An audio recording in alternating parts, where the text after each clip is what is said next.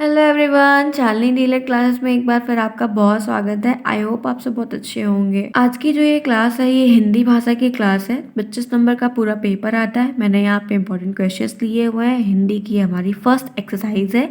इसी तरह मैं हर सब्जेक्ट की एक्सरसाइज आपको कंडक्ट कराती चलूँगी। आई होप आपको वीडियो पसंद आएगा। आप कमेंट के थ्रू ज़रूर बताइए कि आपको ये नोट्स कैसी लगी, क्वेश्चंस का सेट कैसा लगा, और मैं इस पीडीएफ को कमेंट बॉक्स में लिंक कर दूंगी। आप वहां से लेके नोट्स को बना सकते हैं। अब जो चीज़ें मैं कराने चल रही हूँ, ये क्वेश्चंस के सेट, इसको ज़रूर करिए क्योंकि इंपॉर्टेंट क्वेश्चन है। डीएलएड इसी तरह के क्वेश्चंस हमेशा पूछता है और मैंने आज तो प्रीवियस के क्वेश्चंस भी लिए, हम उन पर भी डिस्कस करेंगे। चलिए अपने टॉपिक की तरफ आगे बढ़ते हैं। आप शालिनी डीएलएड क्लासेस के साथ जुड़े हुए हैं। एक्सरसाइज फर्स्ट, हिंदी कक्षा सेक्शन। ठीक है, अपना पहला क्वेश्चन देखते हैं। हमारा यहाँ पर है, भाषा की 4 दक्षताएं बताएं। भाषा की 4 दक्षताएं बताएं। भाषा की दक्षताएं कितनी हैं? तो 4। कौन कौन सी? पढ़ना 1, लिखना 2, बोलना 3, सुनना 4। ये सुनना है, ठीक है। टाइप करने में तो गलत हो गया है, ये सुनना है।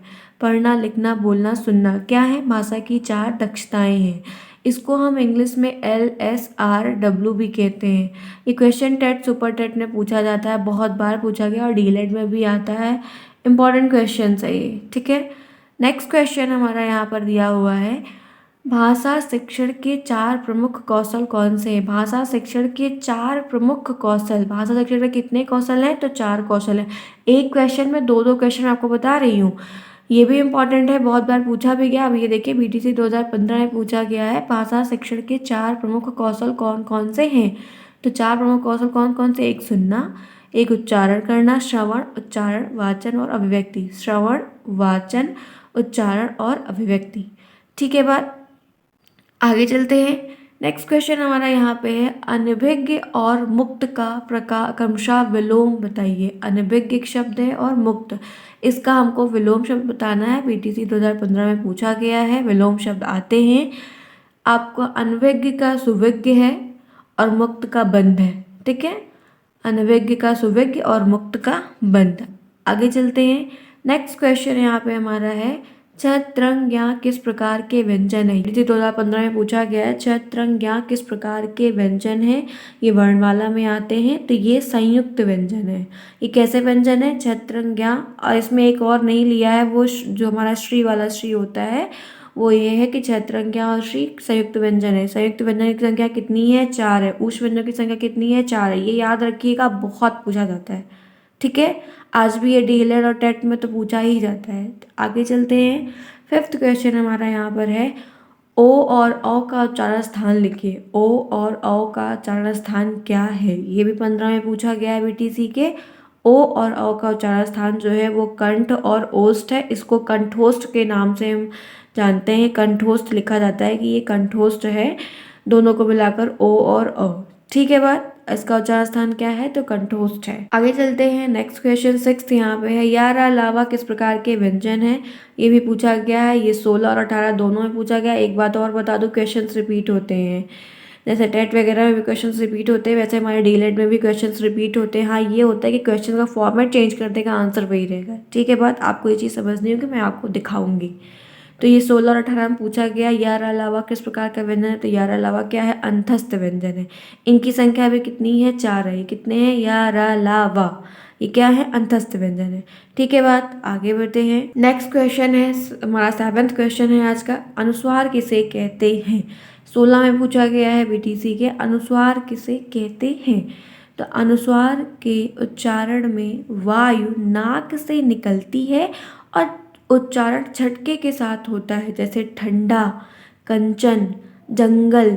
कुछ चीज़ों का जो उच्चारण है उसको मैं बता दूं, आप जब मैं पढ़ा रही हूँ, मैं जब बता रही हूँ, तो आप उसको खुद उच्चारित करिए। ठंडा, कंचन, जंगल एक्सेट्रा। तो अनुस्वार में उच्चारण में वायु जो है वो नाक से निकलती है और उच्चारण जो है वो झटके के साथ होता है। नाक से हमेशा वायु निकलेगी और जो आवाज़ है मुंह और जो उच्चारण होगा वो झटके के साथ होगा। ठंडा, कंचन, जंगल इत्यादि। ठीक है बात, आगे बढ़ते हैं। कोई भी दिक्कत हो तो आप कमेंट के थ्रू पूछ सकते हैं। हमारा 8th क्वेश्चन है आज का, लिपि किसे कहते हैं? बीटीसी 2016 में भी पूछा गया, इंपॉर्टेंट क्वेश्चन है। भाषा को लिखने की विधि ही लिपि है। What do you mean by लिपि? लिपि किसे कहते हैं? तो भाषा की जो लिखने की विधि है, जो तरीका है, उसी को हम लिपि कहते हैं। अथवा मुख से उच्चारित ध्वनियों को लिखने में जो ध्वनि चिन्ह विशिष्ट रूप से निर्धारित हुए उन्हें लिपि कहते हैं। जैसे आप बोले राम, तो कैसे आपको पता कि यही राम है? कैसे मालूम आपको? तो आप जानते हैं ना कि ये रा है, ये माँ है, आपने वर्ण पढ़ा है, जो लिपियाँ बनाई गई हैं वो। आपने लिखा काम, कैसे आपको पता है कि आप सही जो उच्चारण कर रहे हैं उसको सही लिख रहे हैं? क्यों पता है? तो आप लिपि चिन्ह से अवगत हैं, आपको लिपि चिन्हों के बारे में पता है। तो वही बात यहाँ पे कह रहा है कि भाषा के लिखने की विधि को लिपि कहते हैं। एक लाइन में आप लिख सकते हैं। अगर 2 नंबर का आपका पूछता है तो मुख से उच्चारित ध्वनियों को लिखने में जो ध्वनि चिन्ह विशिष्ट रूप से निर्धारित होते हैं उन्हें लिपि कहते हैं। ठीक है, बात आगे बढ़ते हैं। आज का हमारा 9th क्वेश्चन यहाँ पर है, अमृत, अग्नि, अमृत तथा गणेश के दो दो समानार्थक शब्द लिखिए। ये भी 2016 में पूछा गया था। अग्नि, अमृत और गणेश, इनके हमको समानार्थक मतलब पर्यायवाची शब्द लिखना है। इन सब चीज़ों से आप पहले से जानते हैं, हम पढ़ते आए हैं शुरू से ही, तो कोई बहुत दिक्कत की बात नहीं। अग्नि अनल और पावक, अमृत का शुदा और पीयूष, गणेश का लंबोदर, विनायक, गणपति, बहुत सारे होते हैं। ठीक है, बात आगे देखते हैं। आज का 10th क्वेश्चन यहाँ पर है, शब्द और पद से आप क्या समझते हैं? 2016 में पूछा गया। जो इम्पोर्टेंट क्वेश्चन मैंने आज वही लिया है यहाँ पर। शब्द और पद से आप क्या समझते हैं? ठीक है, तो यहाँ पे क्या बोला है, वर्णों के सार्थक मेल को शब्द कहते हैं और तथा कविता की कुछ पंक्तियों के मेल को ही पद कहते हैं। ठीक है, शब्द और पद में है कि वर्णों के सार्थक मेल को शब्द कहते हैं और कविता की कुछ पंक्तियों के मेल को ही पद कहते हैं। जो सार्थक शब्दों का एक वर्णों का जो मेल होता है, वर्णों के सार्थक मेल को शब्द कहते हैं। ढेर सारे वर्ण जब मिलेंगे तभी तो आप कमल लिखेंगे। तो ये क्या है, एक शब्द है और वर्ण कितने हैं, 3 इसमें। तो यही शब्दों के सार्थक मेल को शब्द कहते हैं और कविता की कुछ पंक्तियाँ, पद्य मतलब वो पोएम टाइप के जो होते हैं वो पद्य में आते हैं, तो कविता की कुछ पंक्तियों के मेल को ही पद्य कहते हैं। ठीक है, बात आप एक लाइन में लिख के अपना 2 नंबर गेन कर सकते हैं। ये सारे क्वेश्चन जो हैं ये 1 नंबर 2 नंबर वाले ही क्वेश्चंस हैं। ठीक है, 11th क्वेश्चन हमारा यहाँ पर है, अंश और अंश में अंतर लिखिए। ये एक प्रोनाउंसिएशन वाले, एक उच्चारण वाले और अलग अलग अर्थ वाले जो शब्द है वो आते हैं। अंश यहाँ पे जिसमें ये सरौता वाला सा है उसका मतलब कंधा होता है, हमारा जो शोल्डर है वो। और ये अंश का मतलब एक भाग है, हिस्सा है किसी सामान का, एक पार्ट है किसी चीज़ का, एक टुकड़ा। ठीक है, अंश मतलब कंधा और अंश मतलब भाग, ये पूछा गया है और इम्पॉर्टेंट क्वेश्चन है, कई बार आता है। इस तरह के और भी क्वेश्चंस हमारे डीएलएड में पूछे जाते हैं, जिनका उच्चारण तो सेम रहता है लेकिन मीनिंग अलग रहती है। आज का 12th क्वेश्चन है, अज्ञ और उन्मुख शब्द का क्रमशः विलोम बताइए। विलोम और पर्यायवाची बहुत बार पूछा जाता है, 15 में पूछा गया है। अज्ञ और उन्मुख, अज्ञ का विज्ञ होता है, उन्मुख का विमुख होता है। ठीक है, बात आगे बढ़ते हैं।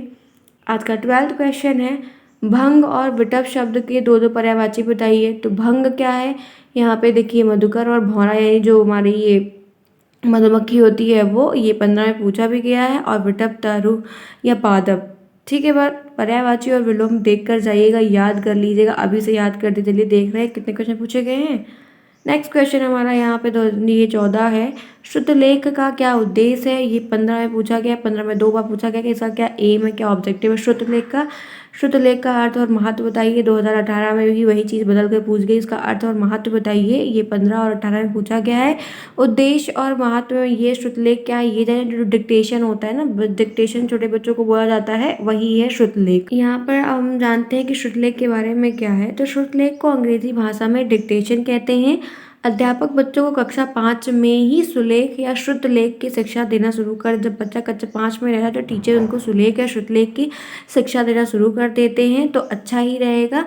और श्रुतलेख सुनकर लिखा जाता है। श्रुतलेख क्या होता है, जो सुनकर लिखा जाता है, शिक्षक बोलता जाता है और छात्र उसे लिखते जाते हैं। यहाँ पे दिया है, श्रुतलेखन का उद्देश्य शब्द तथा वाक्य को दुरुस्त करना तथा लिखने में तीव्रता का विकास करना। श्रुतलेख क्यों लिखवाया जाता है, तो उसका उद्देश्य है कि शब्द तथा वाक्यों को दुरुस्त करना, मतलब उनमें कंठस्थ करना, कि जब टीचर बोले बेटा राम जाता है तो वो राम शब्द सही लिखे। तो क्या हुआ, जब आप बार बार मल्टीपल टाइम राम लिखवाएंगे तो वो कंठस्थ हो जाएगी ना चीज़, दुरुस्त हो जाएंगे कि हाँ राम ऐसे ही लिखा जाता है, समझ जाएगा। लिखने में तीव्रता, आप डिक्टेशन से थोड़ा जल्दी जल्दी बोला जाता है, इमला बोलते हैं उसको, तो फटाफट वो लिखने की जल्दी लिखने की कोशिश भी करेगा, उसकी जो यही इंटेंसिटी है जल्दी लिखने की वो आ जाएगी। तो इम्पॉर्टेंट बात ये क्या है कि श्रुतलेख से आपका श्रुतलेख से आप क्या समझते हैं? तो श्रुतलेख सुनकर लिखा जाता है। इसको क्या कहते हैं इंग्लिश में? डिक्टेशन कहते हैं। ठीक है, बात 2 नंबर में पूछा जाएगा और कई बार पूछा जाता है। आगे चलते हैं। आज का 15th क्वेश्चन यहाँ पर है कि छा वर्ण किससे योग से बना है? BTC 17 में पूछा गया है कि ये छा वर्ण है, ये किससे बना है? ये यहाँ पे ये जो वर्ण है किससे बना है? तो ये का और शा, ये जो षटकोण वाला सा होता है, इनके मिश्रित रूप से ये बना हुआ है। ये संयुक्त व्यंजन में आता है ना, चतरंग्या और ये, तो ये वही वाला छा है। ये का के नीचे हलन आधा का है और ये प्लस षटकोण वाला सा खा, जो भी आप बोलते हो, उसके योग से बना है। संयुक्त व्यंजन में जितने वर्ण हैं उनके जो योग हैं वो कैसे बने, ये पूछे जाते हैं। कई बार पूछे गए, जैसे 17 में जैसे ये छा का पूछा गया, ऐसे बहुत सारे और जो 4 वर्ण हैं उनको भी पूछा जाता है। ठीक, आगे बढ़ते हैं। आज का 16 क्वेश्चन यहाँ पर है कि समानार्थी शब्द का क्या अर्थ है? 17 में पूछा गया है। तो एक अर्थ को प्रकट करने वाले जो अनेक शब्द या पर होते हैं उनको हम पर्यायवाची या समानार्थी शब्द कहते हैं। कि एक अर्थ के जो अलग अलग और भी नाम होते हैं जिनको हम और भी वही लेकिन हम जैसे गणेश जी हैं तो गणेश जी की पर्यायवाची लंबोदर, विनायक, गणपति, मोदक प्रिय। तो ऐसे क्या है, हम मोदक प्रिय भी कोई लंबोदर बोलेगा तब भी आप जान जाएंगे गणेश जी की तरफ कहा जा रहा है, गणेश बोलेगा तो कोई बात ही नहीं है।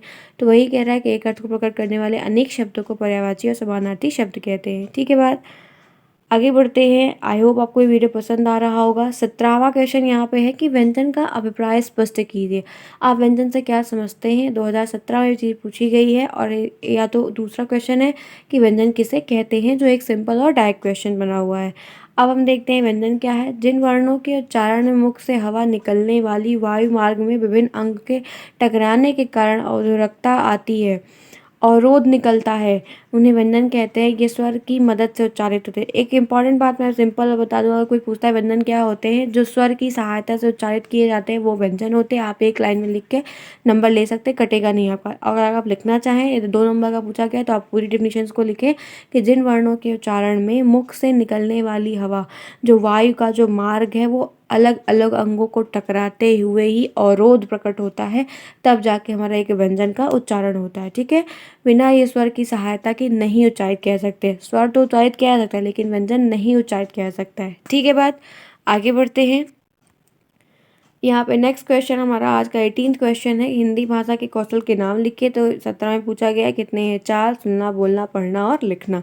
इसको हमने आगे डिस्कस किया था, क्वेश्चन रिपीट हो गया यहाँ पर। फिर है ध्वनि क्या है, ध्वनियों के बारे में जानते हैं। हमारा 19th क्वेश्चन है आज का। भाषा की सबसे छोटी और सर्वाधिक महत्वपूर्ण इकाई जो है वो ध्वनि है। ध्वनि क्या है? भाषा की सबसे छोटी और सबसे महत्वपूर्ण जो इकाई है उसी को हम ध्वनि कहते हैं। ध्वनि भाषा की सबसे छोटी इकाई है, सर्वाधिक महत्वपूर्ण इकाई को ध्वनि कहते हैं। भाषा की सबसे छोटी इकाई को ध्वनि कहते हैं। भाषा की सबसे छोटी इकाई को ध्वनि कहते हैं। ये तो आप पहले से जानते हैं, ये तो मुझे भी रटी हुई है, ये आप शुरू से ग्रामर पढ़ते आए हैं, कोई दिक्कत की बात इसमें है नहीं। क्वेश्चन पूछा जाता है, इंपॉर्टेंट है। आज का 20th क्वेश्चन यहाँ पे, भाषा किसे कहते हैं? ध्वनि चिन्हों के समस्त को भाषा कहते हैं। ध्वनि चिन्हों का जो समस्त रूप होता है, जो उसका आकार होता है, उसी को हम भाषा बोलते हैं। शब्द बना, वाक्य बना, फिर वाक्य से वो चीज़ें क्या कहलाई? एक भाषा कहलाई। तो ध्वनि चिन्हों का जो हम उच्चारित करते हैं उनके ही समस्त योग को हम भाषा कहते हैं। जो मिलकर वो बने रहते हैं उन्हीं के योग को हम भाषा कहते हैं। इंपॉर्टेंट है, पूछा जाता है। आज का 21st क्वेश्चन यहाँ पे, भाषा निर्माण का ढांचा किस प्रकार से निर्मित होता है, किस प्रकार पर निर्भर करता है, किस पर डिपेंड करता है? तो भाषा निर्माण का ढांचा जो होता है वो ध्वनि संकेतों पर निर्भर करता है। भाषा, क्योंकि आप ध्वनि से उच्चारित करेंगे तो जो आप उच्चारित करेंगे उसी को लिपिबद्ध में आप उसको लिखेंगे, अभिव्यक्त करेंगे। तो अपनी भाषा, अपने विचार को जो आप व्यक्त कर रहे हैं और उच्चारित कर रहे हैं तो उसको आप लिखेंगे। लेकिन ना, मुझे जाना है, मुझे खाना है, तो आप लिखेंगे। आप मुझे, ये सारे जो लिपिड चिन्ह इनको आप लिखना जानते हैं ना, तभी तो आप लिख कर ये चीज़ बताएंगे। तो क्या है? ध्वनि संकेतों पर निर्भर करता है। भाषा बोलना है तो ये ध्वनि संकेतों पर निर्भर करता है। ठीक है बात, आगे बढ़ते हैं। 22 क्वेश्चन हमारा आज का यहाँ पे है, ध्वनि विज्ञान का संबंध किससे है? ध्वनि विज्ञान का संबंध किससे है? तो श्रवण कौशल से। क्योंकि ध्वनि निकलना, कोई बोल रहा है तो इसका मतलब कोई सुन रहा होगा तभी तो कुछ बोल रहा है। हाँ, आप अपने से बोले वो बात की, लेकिन आप अपने से बात करें तभी तो आप सुन रहे हैं। तो वही चीज़ है कि ध्वनि विज्ञान का संबंध किससे? तो सुनना, बोलना, सुनना और बोलना, ये दोनों मेल हैं। ठीक है, आज का 23rd क्वेश्चन हमारा यहाँ पे है, हिंदी भाषा में स्वर और व्यंजन कितने हैं? तो 11 स्वर हैं और 33 व्यंजन। इंपॉर्टेंट है, ये तो एग्जामिनर जब आता है तो मल्टीपल टाइम तो यही पूछता है कि स्वर और व्यंजन कितने हैं? तो 11 स्वर और 33 व्यंजन है। क्लियर रखिएगा, अलग बुक में बहुत कुछ देता है। ठीक है बात, आगे बढ़ते हैं। 24th क्वेश्चन आज का यहाँ पे है, स्वर किसे कहते हैं। जैसे व्यंजन आता है ऐसे स्वर भी पूछा गया है, बहुत इंपॉर्टेंट है। जिन वर्णों का उच्चारण बिना अवरोध के मुख से निकलता है उसे स्वर कहते हैं। जिन वर्णों का उच्चारण बिना किसी दिक्कत, बिना किसी रुकावट के फटाक से हो जाता है, निकलता है बिना किसी प्रॉब्लम के, वो हमारा स्वर है। आ, छोटा, बड़ा, छोटी, बड़ी, छोटा, ऊ, ये टोटल 11 स्वर है। ये आप जानते हैं, मैंने पहले भी बताया। इन स्वरों की संख्या कितनी है? 11। स्वर क्या होते हैं? जिनके उच्चारण में कोई अवरोध नहीं प्रकट होता है। ठीक। 25th क्वेश्चन आज का हमारा यहाँ पे है, दीर्घ स्वर किसे कहते हैं। ये 18 में पूछा गया है, दीर्घ स्वर किसे कहते हैं। दीर्घ स्वर और ह्रस्व स्वर 2 स्वर होते हैं। ये मैं डिटेल बताऊंगी, जो इंपॉर्टेंट क्वेश्चन अभी वो ले रही हूँ। इन शब्दों का उच्चारण करने में ह्रस्व स्वर की अपेक्षा बहुत अधिक समय लगता है। ह्रस्व स्वर में कम समय लगता है और दीर्घ स्वर वे होते हैं जिन शब्दों के उच्चारण करने में ज़्यादा समय लगता है। ह्रस्व स्वर से ज़्यादा लगता है तो उनको हम दीर्घ, जैसे बड़ा, बड़ी, बड़ाऊ, ए ओ औ। ठीक है, ये क्या है? दीर्घ स्वर है। दीर्घ स्वरों की संख्या भी पूछता है कभी कभी। वैसे दीर्घ स्वर कौन कौन से आपको पहचानने के लिए ऑब्जेक्टिव क्वेश्चन पूछता है, और ये सामने से पूछ ही लिया है। ठीक है, बात आगे बढ़ते हैं। 26th क्वेश्चन आज का यहाँ पे है, स्पर्शी व्यंजन। स्पर्शी व्यंजन किसे कहते हैं या स्पर्श व्यंजन किसे कहते हैं। तो ये टोटल जो है 25 होते हैं, मैं पहले बता दे रही हूँ। का से लेके माँ तक होते हैं, का वर्ग से लेके माँ तक के टोटल 25 होते हैं। कई बार इनकी संख्या पूछी गई है, डायरेक्ट पूछा जाता है। अब यहाँ पे स्पर्शी व्यंजन किसे कहते हैं, जब मुख द्वार को बंद करके खोलते हैं जिससे हवा उच्चारण को स्पर्श करती है। ये क्या है कि इनका जब उच्चारण होता है तो मुख के द्वार को स्पर्श करते हुए निकलते हैं। स्पर्श का मतलब छूना है, तो ये मुख के भागों को छूते हुए उच्चारित होते थे। का, ख, गा, घ, तो ये पूरे हैं। ठीक है, कोई दिक्कत नहीं होनी चाहिए आपको। आगे बढ़ते हैं। फिर यहाँ पे हमारा 27th क्वेश्चन आज का है, स्पर्शी और संघर्षी व्यंजन किसे कहते हैं। स्पर्शी व संघर्षी दोनों का नाम एक ही है। आप इसको स्पर्शी भी बोलते हैं और संघर्षी भी बोलते हैं। जब मुख द्वार बंद करके इस प्रकार बोलते हैं कि हवा स्थानों से कुछ रगड़ती हुई निकलती है, जैसे चा, छा, जा, झा। आप उच्चारित करके देखिए, खुद टच करता रहेगा, चा, छा, जा, झा। तो क्या है, मुख द्वार बंद करके जब इस प्रकार से हम बोलते हैं तो हवा जो है वो रगड़ खाती हुई निकलती है, छूती हुई निकलती है, तो वो स्पर्श संघर्षी व्यंजन होता है। स्पर्श संघर्षी व्यंजन में चा का ये ऑब्जेक्टिव में कई बार पूछा गया है। ठीक है, बात आगे बढ़ते हैं। आज का लास्ट और 28th क्वेश्चन है कि भाषा के कितने रूप हैं। तो भाषा के 2 रूप हैं, एक लिखित और एक मौखिक। लिखना और एक बोलना। बोल कर, लिख के आप अपने अभिप्राय को व्यक्त करना, और बोल कर। तो भाषा के कितने रूप हैं? भाषा के 2 रूप हैं। ठीक है बा, थैंक्स फॉर वॉचिंग। आज मैंने यहाँ पे टॉप 28 क्वेश्चंस को लिया था हिंदी के, जो कि इम्पॉर्टेंट है। प्रीवियस ईयर्स के भी क्वेश्चंस लिया था, जो पूछे गए हैं, जो पूछे जाते हैं, इसी तरह पूछे जाएंगे। आपको अपनी पढ़ाई को इसी तरह से प्रिपेयर करना है। मैं इस तरह के बहुत सारे क्वेश्चंस आपको अभी से कराती चलूँगी। इसके नोट्स आप बना लीजिएगा, इसको मल्टीपल टाइम रिवाइज कर लीजिएगा। ऐसे ही क्वेश्चन आएंगे, बहुत चिंता की कोई बात नहीं। एक बार आप फर्स्ट सेमेस्टर दे लेंगे तो आपको बहुत सारे डाउट भी क्लियर हो जाएंगे और कॉन्फिडेंस लेवल भी बढ़ जाएगा। आई होप आपको वीडियो पसंद आया होगा। हम इसके आगे नेक्स्ट वीडियो में कंटिन्यू करेंगे। अगर आपको ये वीडियो पसंद आया है तो मेरी रिक्वेस्ट है कि कमेंट आप ज़रूर करिए, वीडियो को लाइक करिए, चैनल को सब्सक्राइब करिए, दोस्तों में शेयर करिए। Thank you so much.